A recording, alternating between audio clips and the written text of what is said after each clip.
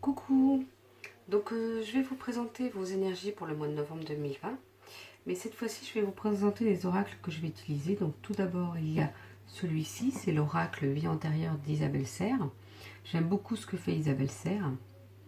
Elle a d'ailleurs sorti un livre il y a peu de temps et je vous ferai une présentation de ce livre parce que j'aime énormément.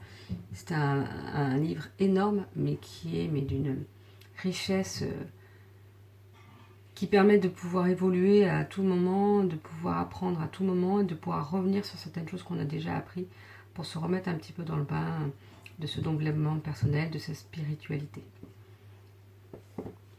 Après, nous avons le Dixit. Donc c'est pareil, je vous ferai une présentation plus tard sur la chaîne. Donc là, c'est des cartes, c'est un jeu pour enfants. On retrouve des cartes où il faut raconter des histoires. Et après, il faut retrouver quelle carte correspond à l'histoire qu'on a pu raconter. Une histoire, un mot, une phrase. Et donc, j'aime beaucoup, les cartes sont très parlantes. Après, nous avons l'oracle de la lune, celui-ci, de Stécie Desmarco, qui m'a été conseillé par Elisabeth Medium, avec qui j'ai fait une guidance en début d'année, et qui justement m'a permis de découvrir mes capacités, et depuis, je fais un gros travail sur moi, et j'apprends plein de choses sur moi. Et donc, j'avais fait une voyance avec elle courant mai, et ça m'a beaucoup apporté aussi. Et donc, elle m'avait conseillé ce jeu-là pour mes guidances. Après, nous avons celui-ci que j'aime beaucoup, c'est l'oracle des êtres d'ombre et de lumière de Lucy Cavendish. Et enfin, celui-ci, c'est le reflet de lune de Célia Melesville. Donc c'est un Lenormand, mais moi je n'utilise pas comme la méthode du Lenormand parce que je ne connais pas forcément cette méthode. Donc voilà, j'avais envie de vous présenter les oracles que je vais utiliser. Et puis maintenant, je vais pouvoir passer à votre guidance pour ce mois de novembre 2020. Coucou les lions, donc je viens de faire votre tirage pour voir pour vos énergies pour le mois de novembre 2020. On va voir un petit peu ce qu'il en est. Tout d'abord, cette carte-là. Je vois ça comme un roi qui est enchaîné et qui a perdu ses ailes. Alors soit il a perdu ses ailes à lui, soit il a perdu son amour qui lui donnait des ailes. Mais c'est peut-être qu'il a perdu ses ailes et il ne peut plus s'envoler parce qu'il est enchaîné et il ne peut plus les avoir avec lui. Donc peut-être que vous avez perdu quelque chose parce que vous vous enchaînez à quelque chose, parce que vous vous bloquez. Peut-être qu'il y a quelque chose d'important pour vous que vous avez perdu. Et ça vous rend triste en fait. Ça vous enlève entre guillemets votre liberté. Il faudra peut-être essayer de voir justement à travailler sur ça, sur ce chagrin, sur comment avancer malgré cette perte. Comment vous allez pouvoir vous délivrer de ces chaînes malgré cette perte. Que finalement ça vous donne une force de pouvoir aller plus loin. Nous avons la carte après de la femme avec ses flèches. Elle a la flèche du cœur justement. On a la carte du sorcier, je dirais, qui fait des potions. Ou du physicien qui fait des potions, on ne sait pas.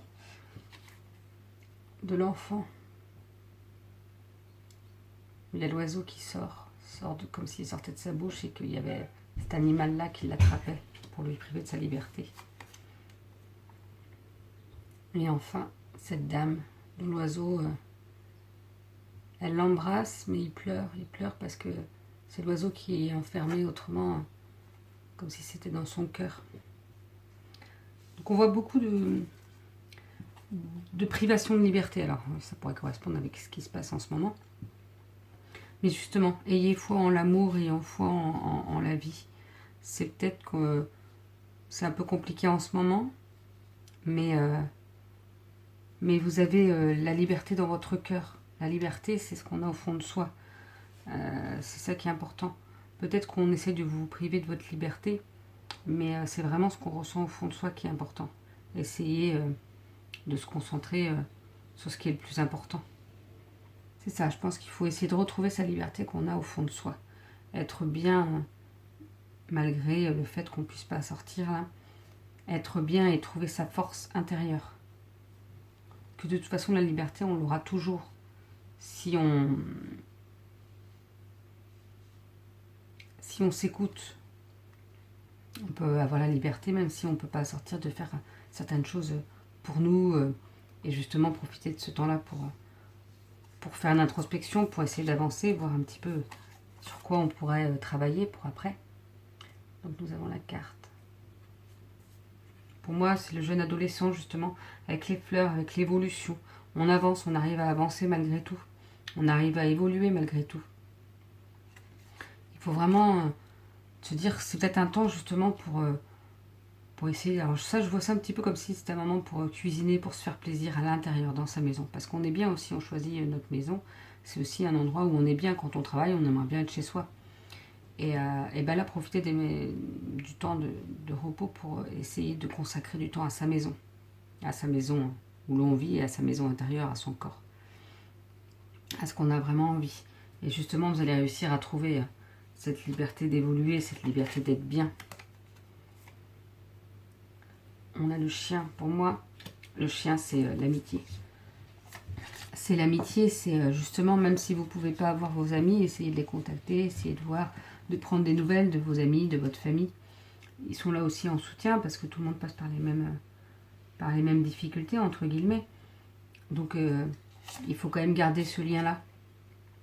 On a la carte, justement, de l'union de l'obscurité et de la lumière. Il faut essayer de travailler justement avec ces deux forces, c'est-à-dire que là, vous allez peut-être passer dans des moments difficiles, mais la lumière va revenir. Et donc, essayez de trouver un équilibre, une union entre ces deux moments. Nous avons le serpent.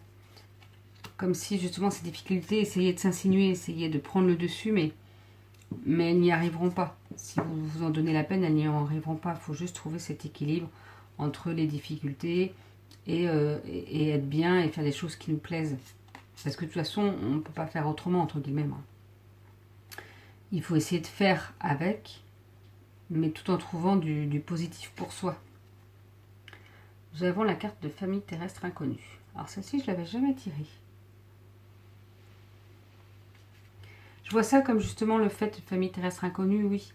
Vous voyez, avec ces fils, on dirait des cordes, ou je ne sais pas, autour de la terre. Eh ben j'ai l'impression que c'est un peu ce qu'on vit en ce moment, c'est-à-dire que on est une grande famille finalement, où tout le monde entier vit la même chose, vit les mêmes difficultés. On est tous ensemble, justement, on est tous dans le même bateau, je dirais. Mais justement, faut pas se dire qu'on est seul et qu'on peut rien faire, qu'on peut pas être, qu'on est tout seul de notre côté. On est tous ensemble dans les mêmes difficultés. Il faut qu'on réussisse à avancer malgré ça. Il faut qu'on réussisse à trouver le positif dans tout ça et en tout cas à être à peu près bien malgré ces difficultés-là. Nous avons la carte de la récolte et la carte de la souveraineté. Justement, je pense que ça me fait penser la récolte à cette carte-là. Vous allez pouvoir quand même expanser, vous allez quand même pouvoir évoluer, avancer. Et vous allez pouvoir récolter après le fruit. On voit les fruits au-dessus de la tête, là, les fruits de votre travail, tout ce que vous avez pu quand même, si vous réussissez à trouver votre équilibre entre ces difficultés et le positif, vous allez en récolter les fruits de ce travail-là, justement. Ce qui va vous permettre une certaine souveraineté, la souveraineté de vous, de votre être, de qui vous êtes vraiment. Vous allez retrouver justement cette force intérieure. C'est ça qu'on vous demande aussi. Peut-être les ailes, c'est ça. C'est trouver votre liberté intérieure, votre force intérieure. Qu'elle ressorte pour pouvoir expanser, pour pouvoir avancer. Dites-vous bien que vous n'êtes pas tout seul, qu'on est, même si vous êtes tout seul chez vous, essayez de trouver du soutien ou essayez de trouver de l'aide, soit avec vos voisins ou avec de la famille éloignée, même si vous ne voyez pas en direct. N'hésitez pas à appeler, n'hésitez pas à donner de vos nouvelles aussi, ou à demander du soutien. Mais en tout cas, voilà, vous allez réussir à trouver votre équilibre et vous allez pouvoir récolter le fruit de ce travail-là. Vous allez pouvoir être mieux et retrouver la force, votre force intérieure, comme je vous disais, pour pouvoir avancer dans la vie, pour pouvoir évoluer au mieux en fait. Donc cette carte-là, c'est la carte des oracles, de l'oracle des êtres d'ombre et de lumière. Donc je vais vous donner l'interprétation et après je vais lire un petit peu ce qui est sur le livret. Étrange Valentine. L'amour est étrange. Bon, on n'est pas au mois de février, c'est pas la Saint-Valentin. Mais je pense que c'est en lien aussi avec cette union de la force et des difficultés. L'amour est étrange. L'amour qu'on peut porter aux autres peut être étrange parfois, et l'amour qu'on nous porte aussi. J'ai l'impression que vous êtes peut-être un peu perdu dans ce que vous souhaitez dans vos relations, qu'elles soient amicales ou qu'elles soient sentimentales. Vous ne voyez pas forcément l'amour qu'on peut vous porter, alors qu'il est là, qu'il est bien présent, mais que ce n'est pas forcément de la façon dont vous l'attendez. C'est pas forcément comme ça que vous le souhaitiez.